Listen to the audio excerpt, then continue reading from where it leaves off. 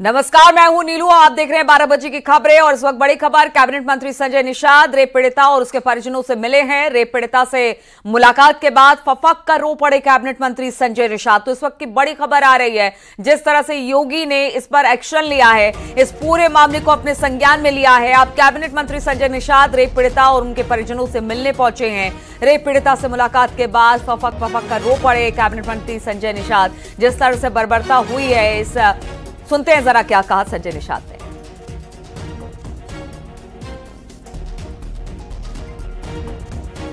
जनता के साथ अगर समाजवादी पार्टी नहीं खड़ी है और किस तरीके से मुंह सिला जाता समाजवादी पार्टी में कि आप देखो 2 साथ जीते हुए हैं सभा से और उन्होंने आज मुंह नहीं खोला। मैं अपने समाज से अपील कर रहा हूं कि हमारा साथ दें।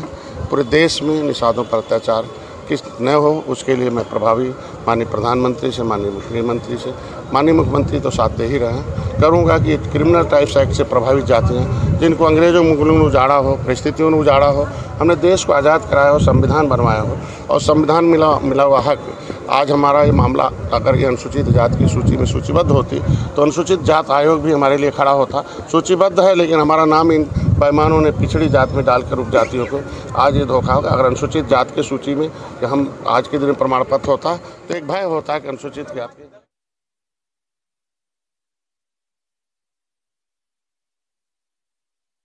निषाद मिलने पहुंचे अयोध्या में। जिस तरह से एक नाबालिग के साथ रेप की वारदात को अंजाम दिया गया, जब कैबिनेट मंत्री संजय निषाद वहां पर पहुंचे रेप पीड़िता और उनके परिजनों से मिलने, तो फपक कर वो रो पड़े। रेप पीड़िता से मुलाकात के बाद उन्होंने मीडिया से भी बातचीत की। उनका कहना था कि जिस तरह से दलितों के ऊपर अत्याचार हो रहा है उस पर बड़ी कार्रवाई की जानी चाहिए। उन्होंने कहा कि मुख्यमंत्री योगी आदित्यनाथ हमारे साथ है और हम इंसाफ की उम्मीद करते हैं।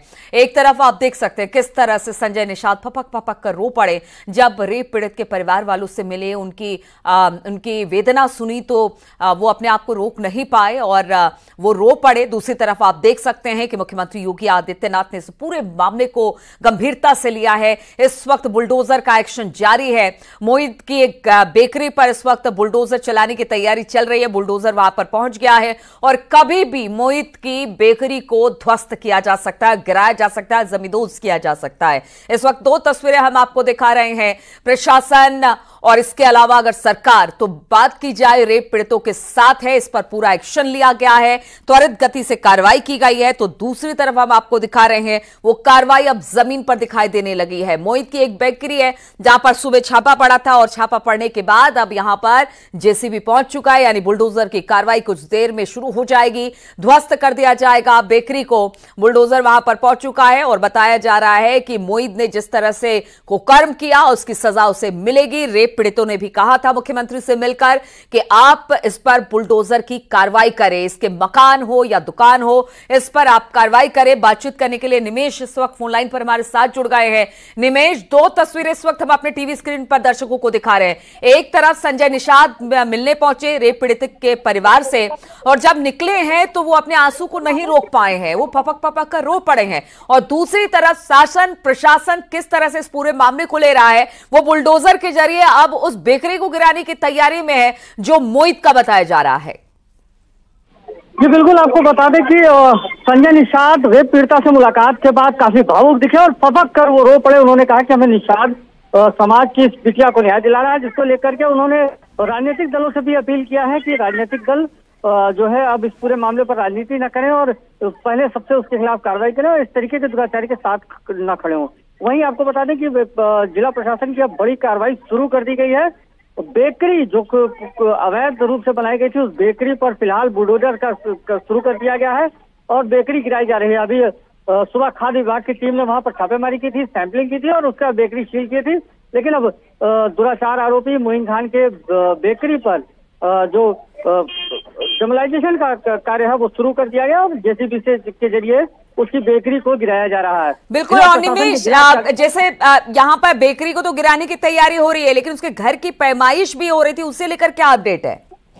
देखिए, अभी राजस्व की टीम उसके घर के कागजात, आरोपी के घर के कागजात और तमाम चीजें जान रही है कि कौन कहाँ से बनी है और किस तरीके की ये बिल्डिंग है, कि जमीन पर बनी है, तहन नजूल है और क्या है, तमाम बिंदुओं पर जांच हो रही है। जैसा मुख्यमंत्री ने आश्वस्त दिया था कि किसी भी तरीके से इस व्यक्ति को, जो आरोपी है और दोषी को छोड़ा नहीं जाएगा। कुछ ऐसा ही एक कार्रवाई सुबह से ही देखने को मिल रही है। फिलहाल बेकरी पर बुलडोजर चल रहा है और अब जल्द ही उसके घर की पैमाइश पूरी होने के बाद राजस्व की टीम की रिपोर्ट देगी और रिपोर्ट के आधार पर आगे की कार्रवाई भी की जा सकती है। ये माना जा रहा है कि जो मुख्य आरोपी है उसके खिलाफ करीब करीब सारे मामले जो जांच में अब तक आए हैं उसमें बेकरी जो है वो अवैध रूप से संचालित है। उस बेकरी को लेकर के जिला प्रशासन ने बड़ी कार्रवाई की है। बेकरी को पहले सील किया गया था, बाद में अब डबलाइजेशन का कार्य बेकरी में शुरू कर दिया गया है। अगर इस पूरे मामले की बात की जाए निमेश, अब तक कितनी गिरफ्तारी हो गई है और आगे इस पर पुलिस किस तरह से आगे बढ़ रही है? ठीक है, राजस्व विभाग की टीम पहुंची है, चाहे वो मोहित का घर हो या बेकरी हो, उसे अभी इस वक्त बेकरी ढहाने का काम भी कुछ देर में वहां पर शुरू हो जाएगा। लेकिन अब तक कुल कितनी गिरफ्तारी इस पूरे मामले को लेकर, क्या आगे अपडेट है इस पूरे मामले में? देखिए, अभी तक जो मुख्य आरोपी है मोहित खान और उसके सहयोगी 2 लोग गिरफ्तार हुए हैं और एक घटना के बाद जिस दिन इस पूरे मामले पर FIR दर्ज हुई उसी दिन इन दोनों लोगों को आरोपियों को गिरफ्तार कर लिया गया था और कई बिंदुओं पर जांच करने के बाद इन्हें जेल भेज दिया गया। फिलहाल इस और मामले पर बारीकी से प्रशासन भी जांच कर रही है, पुलिस भी जांच कर रही है, अपने अपने स्तर पर जांच हो रही है कि कहाँ कहाँ कौन कौन लोग हैं, क्यों इस तरीके की चीजें हुई और कब तक कैसे इसको संगठन में इसको लेकर के पुलिस विभाग ने हल्का प्रभारी से लेकर के और उस क्षेत्र के SHO तक पर कार्रवाई की और हर व्यक्ति को वहीं से हटाया गया है, सस्पेंड किया गया है। हर एक बिंदु पर जांच हो रही है। ये माना जा रहा है कि मोहित खान के घर में जो पुलिस चौकी संचालित है उसको लेकर के कहीं ऐसा तो नहीं उसे लाभ देने का प्रयास किया जा रहा है, जिसको लेकर फिर वरिष्ठ पुलिस अधीक्षक ने बड़ी कार्रवाई करते हुए SHO और थाना चौकी प्रभारी के साथ साथ बीट के सिपाहियों को भी सस्पेंड किया था और अब जो डबलाइजेशन की कार्रवाई है वो अब तक कुछ देर में शुरू हो सकती है।